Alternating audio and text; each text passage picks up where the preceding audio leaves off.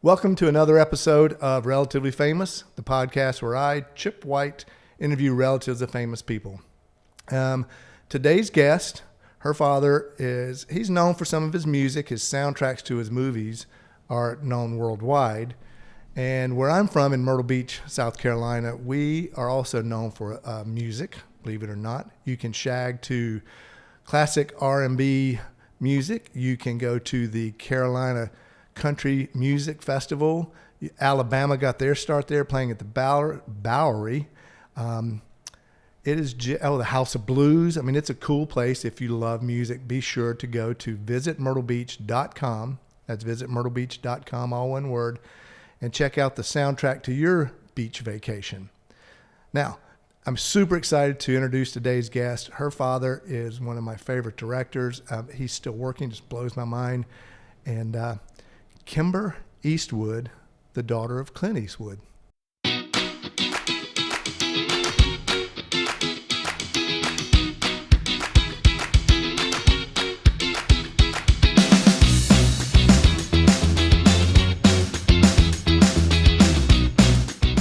Relatively Famous Podcast with Chip White. Kimber, welcome to Relatively Famous here in San Antonio, Texas. Hi, Chip. Thank you for having me. So, okay, I'll say this really fast. My producer, Philip Nelson, sends me this article that you did the other day, and he goes, Clint Eastwood's daughter works with your sister at Wheel of Fortune for 20 years. And I was like, what? I reach out. Yuri said, well, let me call you later. I'm driving to Texas. Where are you going?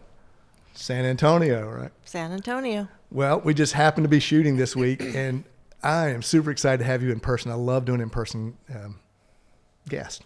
Yeah, I think it's fun too. A lot funner than just over the phone. Yeah. So what brings you guys to San Antonio? My in-laws, my husband's dad and stepmom, and he's got a sister here as well, and her family. Okay. So we come down once or twice a year to visit. We love Texas. Yeah, me too. I've been here about almost 2 years. It's all good. It's hot, but it's good. Yeah. So we're going to talk a lot about you. Okay. Because that's kind of what it's about. But we don't have to, but I like to kind of establish, your relationship with your dad, who your dad is, that people kind of know who you are through your relative. Okay. Well, like you said, my dad is Clint Eastwood, and I've been on Wheel of Fortune for 20 years. I really started out in Hollywood as an actor, but everybody kept saying to me, your name can get you through the door, to open the door, but if you can't deliver, they're going to remember who you are. Well, I never really thought of myself as a good actor. I really didn't like watching myself on camera, my voice, it's a tough life, and it's a tough business. So I made the switch maybe 20 years after studying acting and doing a few small parts here and there. I just one day was like, my son was graduating high school. It's time to grow up and do something. And because I never really had a plan B, that was my plan A, my plan B. So I just found myself in makeup school, and then I was just kind of hit up a lot of people that I had met through the acting world, and started just doing a lot of independent films, and worked for free, short films, whatever I could get. Oh, yeah. I've produced a lot of shorts and have begged a lot of makeup people. And actually paid a few and some features where it's actually nice to have a budget and be able to pay someone. Makeup's overlooked a lot, hair and makeup, and so you're appreciated for what you do. Thank you. What are some of the films that you really remember that were fun to work on, and some that you're like, oh my God, that was a nightmare? As far as for makeup, we'll start with makeup, then we'll go to the other. Right. Well, I did work a couple of times with my dad, like on The Mule. I did have a small part as an actor in Absolute Power. That was a lot of fun. He did bring me on for a couple of days. That was right when I was just getting started in my career. I did a couple of days on $1 Million Baby, which were really great to work with those people there.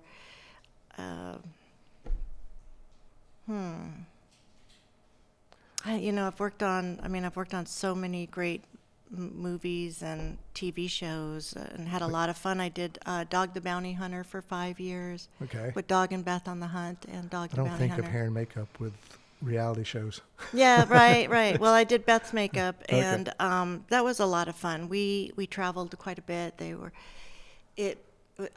When I traveled with them, it was almost like having my own security, because even though we were kind of protective of them, I also felt very protected in that circle with them as well.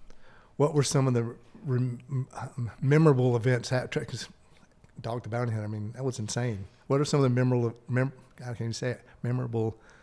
events that happened working with them? Close calls. Well, I didn't have to go out and bounty hunt with them. Okay. So that was good. Yeah. But I'll think of some. Yeah, okay. Yeah. So you said $1 Million Baby. We had Morgan Freeman's son on a while back. Super nice guy. Yeah. Looks like his dad. Sounds like his dad. He actually played the younger version of his dad in the movie.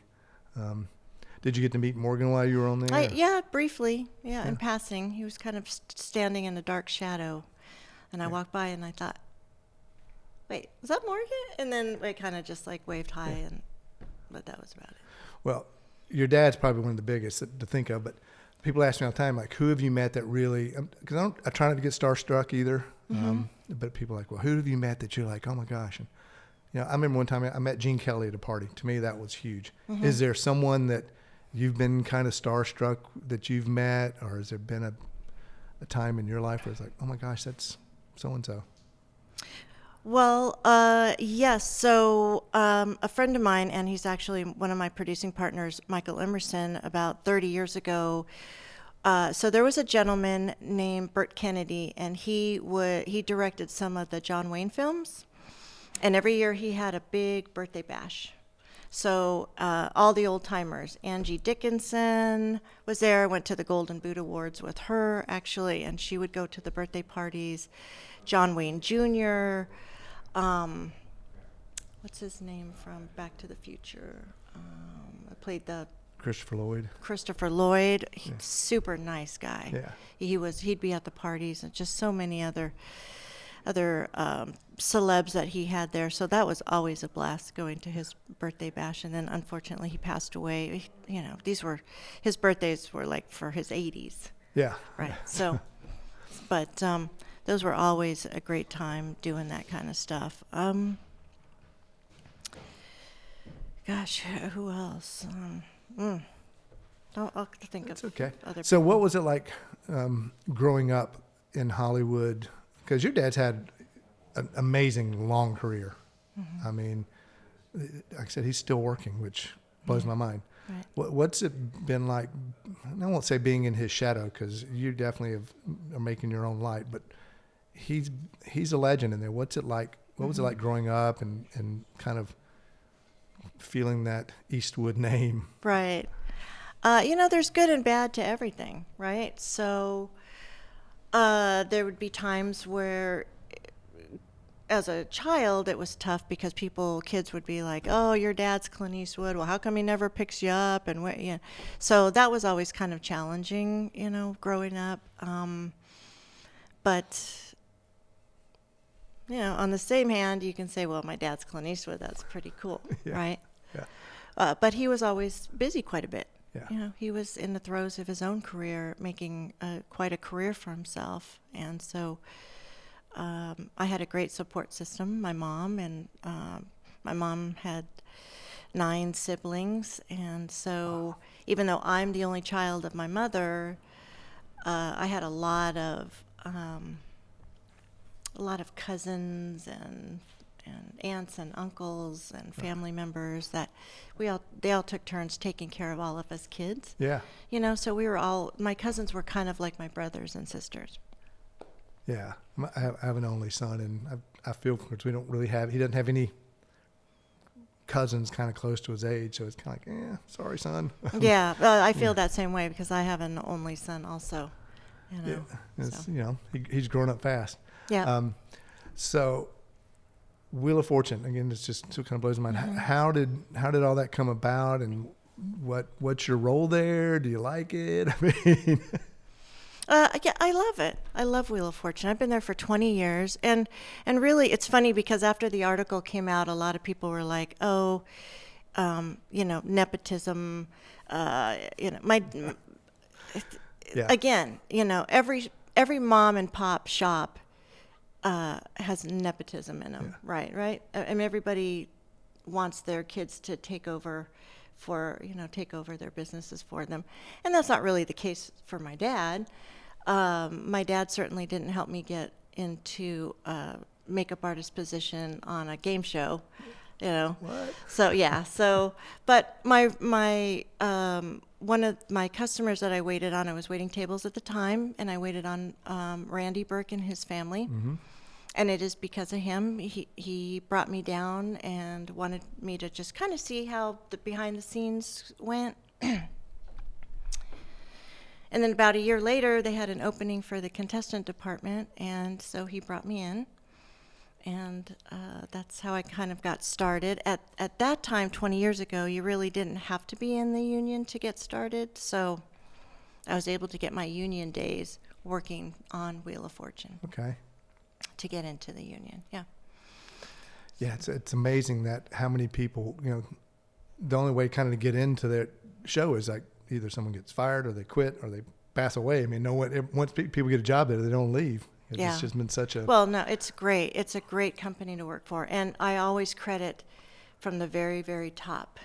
It all trickles down into even just me who does makeup on the contestants, and all the way down. It just trickles down from the top. And they treat their employees very well. And, I feel very blessed to have that. And it opened a lot of other makeup jobs for me. You mentioned your production partner. Yeah. What's going on in the production world? I'm always interested because everybody's always reaching out to me like, I want you to produce this. Can you get money? I'm like, I'm done with the money thing. You get funded and I'll help you. Yeah, it's that, right. And I've produced a couple independent low budget films, but I'm no longer associated with that producer of those films. This producing partner, I reached out to him because I'm trying to do a show for Leland, Dog the Bounty Hunter's son, to get he and his wife a TV show up and running called Nowhere to Run, because he is, as he says, he's probably the best well-known bounty hunter in the world, and he's a badass. Yeah. And he's caught people, and Dog also. They both have caught people that even law enforcement can't catch. That's well, your dad's played a sort of a bounty hunter before, so it's still it's still kind of, to me, to hear someone say they're a bounty hunter in this day and age, just that it doesn't quite click, so to speak. So it's interesting to see what you're going to produce and what it's going to be like. Right. But it's we've been at it for 3 years, and we had a big network pick us up and then kind of drop us at the same time because it couldn't get everybody on board. But we're not quitters. It's just a matter of time in this industry, which is the greatest industry in the world, but also could be the most hellacious industry in the world. So And people do ask me, how did you get your job at Wheel of Fortune? Or how do you get into makeup? How do you get into film? How do you get into Hollywood? It's tough. Because like you said, somebody has to die, basically, for you to get a job. Yeah.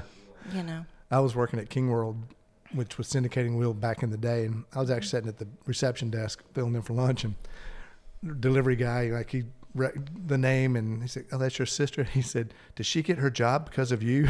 Because I was at King World. I was like, "Yeah, no, dude, other way around." But look, nepotism, like you said, it's everywhere. And I'm not saying I'm riding on my sister's coattails, but I'm blessed that she is who she is and this great opportunity. Now, she didn't just come along and say, "Yeah, here's a blank check. Go do your podcast. Go make your movies and stuff." I had to prove myself. I had to make movies that were good. Has it been like that for you, where it's almost not necessarily with your dad, but with other people? It's like, man, I got in the door. Now I got to prove myself. What's that been like for you? Does that make sense what I'm asking? Right. Yeah. It does.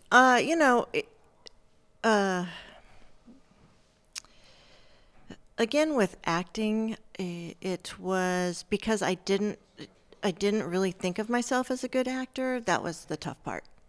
I think a lot of people expected Clint Eastwood to come through the door for auditions or whatnot, and that wasn't me, right? So that's why I kind of got out of the acting world. I'm a pretty good makeup artist. Am I the best in the world? No, there's always going to be somebody better than me, but I'm not bad. Yeah. I can do my job, and I think therefore if I can do my job and just go in and do my job without causing drama, or I show up on time and keep my head down and I do my job and I collect a paycheck and I go home. Yeah. And that's the best I can ask for. Really. There you go. Right. What was with shorts? Are there anything that short films or independent films that really that you've worked on that you kind of go, I'm super proud of that one? Or are they all kind of they're on my IMDb, but what? Well, yeah, there's a few. To think of the name of the one. I did a military short film. But I also I did a lot of military support things, So they tried to get me, the Golden Knights of the Army tried to get me to jump out of a plane one time. And I said not only no, but hell no. Am I going out of a perfectly good airplane? So that was fun. We did an Army Strong event where they brought in the Army sharpshooters and the Golden Knights together in Georgia. So that was a lot of fun. We did a sharpshooting thing there, and as far as short films, God, they were so long ago. I did some fun ones. I did a zombie one where my zombie had to be all blue. So that was probably my first short out the gate, and that was a lot of fun. Do you? I think you said you're kind of trying to go in more in production, kind of wean out of makeup. Is it? We all kind of like to change our past. Or you feel like you've kind of done that, been there, ready for the next adventure? Yes, yes, I do. And I love Wheel of Fortune, and the thing about my job with Wheel of Fortune is it does allow me to be able to do other things because I do only work 4 to 6 days a month. Yeah. So I can live. We have a home in Idaho and a home in Utah, and a home in California that we inherited from my mama last year. So it does allow us to live in other states and do other things. And my husband runs our other businesses outside of Hollywood, which I love. What do you guys do outside of Hollywood? Well, we had a mall out in Idaho that we had, and we do nightly rentals and monthly rentals, but we've kind of just barely sold that off and sold off our nightly rentals and kind of just moving into more monthly rentals, more passive income. What part of Idaho? Ski area? Well... Is Idaho a ski state? Yeah, well, yes. We were actually in a small town called Lava Hot Springs, which is just right above Salt Lake City, about 2 hours. Yeah. So small town. Cool. And San Antonio, you guys like to visit? Yeah, we love it. Yeah, do you guys travel a lot? We do. But we drive. We drive a lot because we have 2 dogs. We don't really have too many people that can watch them. Yeah. So I just got a hybrid because we drive so much. But what's some of your favorite, because I love driving. I've driven cross country 12 times. So I love doing it. What's some of your favorite memorable drives? Do you have any? Well, I just took a big trip by myself in June. So I took the train I drove to Colorado, visited friends, which I went to high school in Denver back in the 80s. Took the train to Chicago. From Chicago, I rented a car. I drove to Scranton, Pennsylvania to visit my family. I have a 95-year-old uncle and some cousins in Scranton. From there, I drove down to South Carolina, Greenwood Lake, to visit a friend of mine there. From there, I drove back to Chicago, hopped back on the train back to Denver, stayed with friends there for a couple of days, drove back to Utah, all by myself. And it was really a fun trip, because I think when you do drive like that, or you do take the train, you see a lot of country that you normally wouldn't. You'd be just flying over. Yeah. I've driven with my son and our family. My wife, she's good for about a 4 hour, maybe 5. It's kind of, I'm like, let's just keep going. I drove from Laramie, Wyoming to San Francisco one time nonstop, and even went up into Truckee. And so it was bad, because I couldn't find a place to stay. It was filled up. We drove out from Texas to Tampa, Florida to make a short film. And then from Tampa, we drove all the way to Buffalo, New York in 2015 to do a film called Diary of a Lunatic with my other producing partner, Greg Robbins. And then we drove back to Buffalo, New York to make another film with him in 2019 called Diary of a Lunatic. So we've driven the country probably as much as you have. Yeah. Maybe not as much, but close. Probably close to more. that. I mean, it sounds like it. Close to that. But we love to drive and see and stop and see sites that you don't see, flying over them, and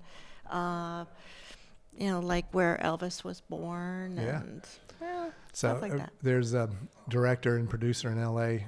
that I lived in Charlotte. They had 2 dogs, Max and Mochi, a chocolate lab and a black lab. They couldn't fly them because of age and anxiety. They were moving to Charlotte. They paid me to drive their dogs from L.A. to Charlotte years ago. Now I would stop all these iconic places and take pictures and post, like, we're at Graceland, where Elvis was born. And people were like following Max and Mochi on my Facebook. And then a year later, I drove them back and did the same thing. My son and I would stop here and we'd take pictures with the dogs. And of course, you got to stop. And it was interesting a lot more interesting driving with 2 dogs than by yourself. I mean, so I get you got to make unscheduled pit stops. And Yeah. So your mother had a big family. Half siblings. You guys got a pretty big family too. Yeah, we do. Yeah. Yeah. I know that I didn't count, but all girls and 1 boy? 2 boys. 2 boys, okay. Yeah. So there's 8 of us all together. Okay. Yeah. 8, what's that movie? 8 something? I can't 8 remember. is Enough. 8 is Enough, yeah, Yeah. that's right, TV show. Right. I was thinking 6 Makes Egg Roll, but that was a different movie. Oh, I don't know about that one. Yeah, that was, I think that was Doris Day and Brian Keith. Oh. And then was the one, what 8 is Enough, what was the one with Henry Fonda and Lucille Ball, where they did a blended family? Anyway. Oh gosh, yeah. Yeah. I'm lucky. I remember what I had for dinner last night, Chip. Yeah. At this point. Do you guys get together as siblings very often, or is it? Well, we're all so extremely busy, but as often as we can, we all just got together for Morgan's wedding in June. The youngest got married. Yep. Allison's got her Eastwood Ranch Foundation, so she's got a big facility out in Agora, California, for adoption for dogs and kitty cats. Okay. And Scott is making his films, and Kyle makes music, so he's over in Europe quite a bit as a jazz musician, bass player. Okay. Yeah, so Franny's making movies, so we're all just so busy going in different directions. We did have a big birthday party for Dad's 90th birthday in Carmel. It was kind of during the shutdown a little bit, so it was just a very intimate, that we didn't even bring out extended family. Yeah. It was just us kids pretty much. So. Yeah, that was a tough time. My dad, I'm trying to think, he passed away 2 years ago at 96, so he was in his mid-90s during COVID, and it was just, didn't get to see him. He was more afraid of what might happen than it. Yeah. So it was tough. I know. Yeah. I know well, I had my mom. My mom traveled back and forth with us she was 90 at that time. We both ended up getting COVID, my mom and I, and we kind of rode it out at home alone. So, which was fine. We got through it. It is what it is. What it is, and some things. What question did I not ask you, or something that you would like to share that we didn't talk about?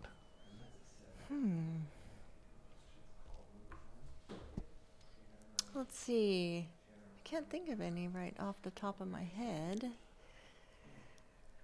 We covered Makeup.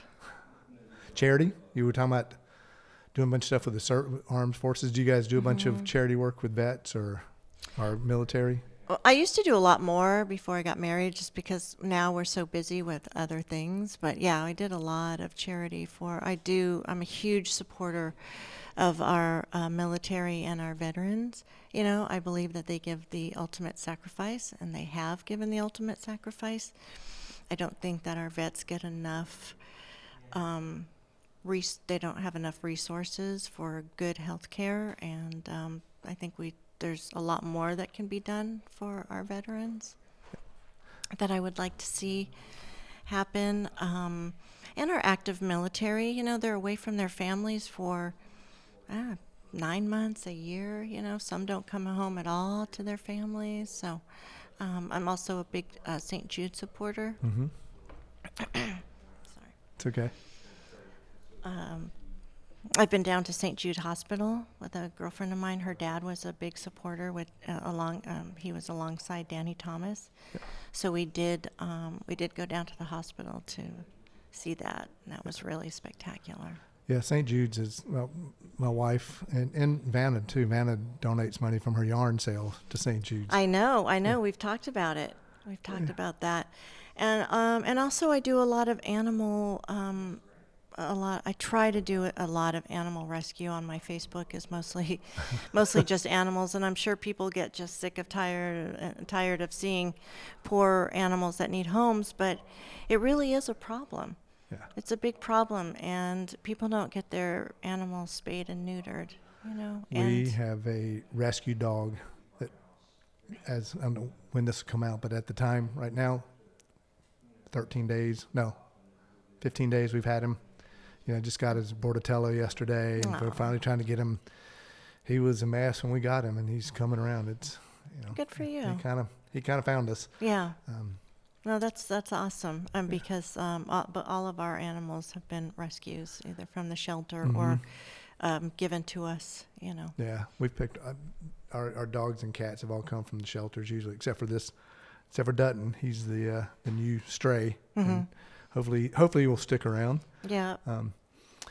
I love your dad's movies. What's your favorite movie of your dad's? Do you have one? Okay, yes. So my favorite movie of my dad's is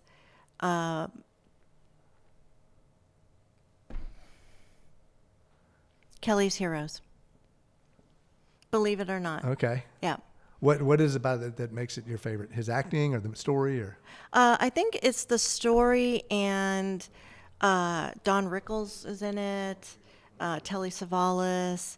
I think it was just, I love American history. Mm-hmm. I love history. And so I think it's a little bit historic, plus the great acting that's in it, you know? Yeah. Yeah. I love the music in it. I remember going to see it at the movie theaters as a kid, and I just loved it. It was just my favorite movie off the bat. But I mean, there's so many other great ones. You know, Gran Torino's another favorite one. I love his westerns like most people do, but you know, we would quote them my buddy and I'd quote them all the time, and Unforgiven really sticks out. I think And Outlaw Pale Josie Rider. Wales, Oh, Pale Rider, and Unforgiven are the top 3 for men. Yeah. That's what I get all the time, right? Dying ain't much of a living, boy. Right? Josie Wales. Right? Keep spitting on the dog's, Yeah. the dog's head. Right. Yeah. And my dad is a huge animal person as well, and they've got 5 rescue dogs. Plus they've got chickens and bunny rabbits and tortoises and roosters and horses and Wow. Yeah. nags and ponies, and they've rescued a lot of animals. Now he used to play a lot of golf. Yeah. Did you ever play with him? Are you a golfer? I have not played with him because I'm not that good of a golfer. Yeah. But we do play. Sean and I will go play. But you know, golf is something that you have to do. Either you have to take a lesson for, or you have to do every day to be really good. And I just don't have that kind of time right now. Yeah, I don't know. Vanna plays quite a bit. I did get to play the Myrtle Beach Classic with her. Oh, fun. In the ropes. Yeah. Oh, man. if you ever get a chance and there's a PGA Tour and you get to play with the pros in the ropes, Yeah. even if I set a world record for the least amount of cussing I've ever done on a golf course that day. I played That's horribly, awesome. but That's it's just amazing. an amazing, different feeling to play with these guys. I mean, they just, you're shooting up here and they're way back here and they're just. I've been to the Pro-Am Yeah. and was on the other side of the ropes watching. Yeah. But I've also done pro golfer makeup for a little commercial that they did several years ago. I think it was probably right when I met Sean or before I met Sean, like 2013, I think. Okay. That was fun too. Met all those pro golfers. Don't ask me their names. I won't. Couldn't tell you. Couldn't tell you. We'll pretend it was Bubba Watson. But it was Yeah. fun. It was a fun time. Well, awesome. Well, I won't keep you. I think we've been at about 30 minutes. Yeah. Any last thoughts? Any tidbits? Any funny story about your dad or your career you wanna share with us? Can I get back to you before your on? husband buys all the comic books? Can I get? Oh dear. Is it possible that I can share a story or two later before you guys air this? Yeah. Or I could send in I have to think about. No, that's There's fine. been so many. I get it. I mean, I've had a very strange, quirky life. Yeah. I just have to think about. I just have to go search my memory bank for them. Okay. You can send me a little quick video. Sure. Okay. Cool. Mm-hmm. Well, thank you so much for taking your time out to be here today. No. It's awesome that you were here in town. It's awesome being in San Antonio. It's awesome meeting you, Chip, and your friends here, and an honor to be on your podcast. Yeah. Thank you so much for having me. Well, thanks. We'll have you up to the ranch next time you're out. Ranchette, people. Can't- It's not a ranch. Hey, whatever works. Yeah. It's a ranch to me, anyway. Right? That's all that matters. Well, thank you. Thank you. I want to thank Kimber, Eastwood, Midkiff for being my guest today. It's been awesome. I learned some cool things about her dad, some cool things about her, this whole small world thing about being around. We talked a little bit about golf. And if you're a golfer, Myrtle Beach, South Carolina, 90 world-class golf courses and 30-plus mini golf courses if you like, you want to really just putt around some. Go to visitmyrtlebeach.com. That's visitmyrtlebeach.com and plan your golf vacation. If you are a subscriber or a fan, I am truly humbled and grateful that you're here.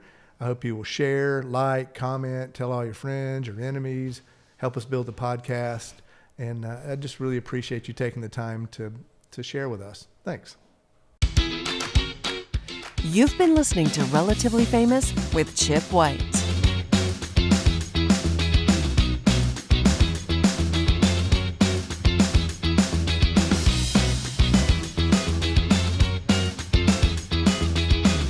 Please like and subscribe to Relatively Famous with Chip White.